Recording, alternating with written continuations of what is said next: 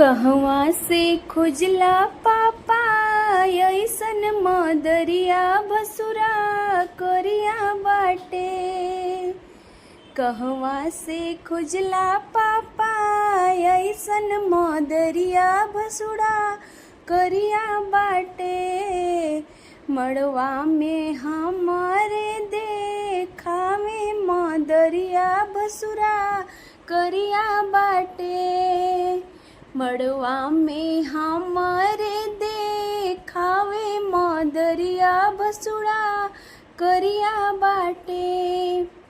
हम त जनली भसुर हवे पढ़ल लिखल ई नाचनिया बाटे।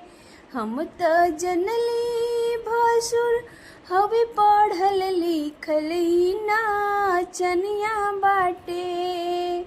मड़वा में हमारे नाचे नाचनिया भसुरा करिया बाटे। मड़वा में हमारे नाचे नाचनिया भसुरा करिया बाटे। कहवा से खुजला पापा अइसन मदरिया दुल्हा करिया बाटे।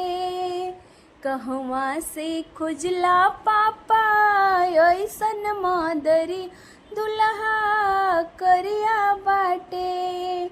मड़वा में हमारा देखावे मदरिया दुल्हा करिया बाटे। मड़वा में हमारे देखावे मदरिया दुल्हा करिया बाटे। हम त जनली दुल्हा हवे पढ़ल लिखल ई नाचनिया बाटे। मड़वा में हमारे नाचे नाचनी दुल्हा नाचनिया बाटे। कहवा से खुजला पापा अइसन अगुआ अगुआ करिया बाटे। कहवा से खुजला पापा अइसन मदरिया अगुआ करिया बाटे। मड़वा में हमारे देखावस मदरिया अगुआ करिया बाटे।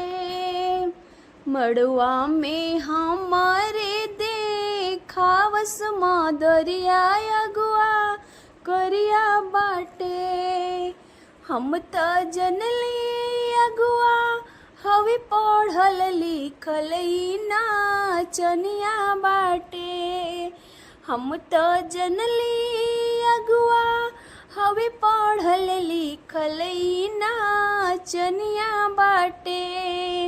मड़वा में हमारे नाचे नाचनिया त करिया बाटे।